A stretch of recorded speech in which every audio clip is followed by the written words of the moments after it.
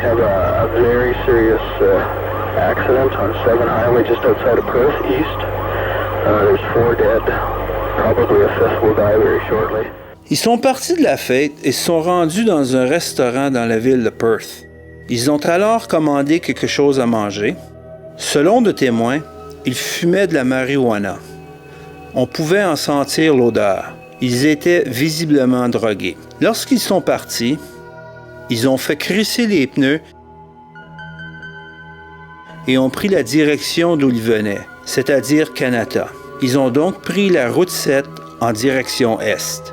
En roulant, ils s'amusaient à se dépasser à tour de rôle jusqu'à ce que leur véhicule arrive à cet endroit-ci. En arrivant à la maison, j'ai vérifié mes messages et mon meilleur ami Dave m'invitait à cette fête où ils sont allés. Il restait encore une place dans la voiture. Heureusement pour moi, je crois, j'étais au chalet. Malheureusement, il ne pouvait pas être avec moi à ce moment-là. Mais 2 autres de mes amis étaient avec moi. Ils auraient pu être dans la voiture aussi. Les funérailles devaient avoir lieu 2 heures d'intervalle, les unes des autres. Je me rappelle pas dans quel ordre. Cela semblait tellement irréel. On les a assistés aux funérailles d'un ami, on sort dehors, on fait une pause, puis on rentre à l'intérieur pour les autres funérailles d'un autre.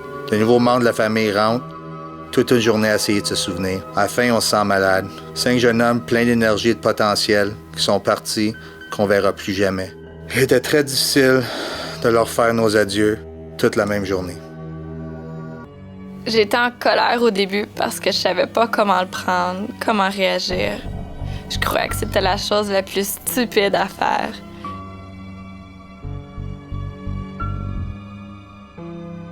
Un accident, c'est une chose, mais le provoquer à cause de la drogue en est une autre. Ce qui m'a vraiment mis en colère, c'est que 5 jeunes exceptionnels ont perdu la vie à cause de ce geste stupide.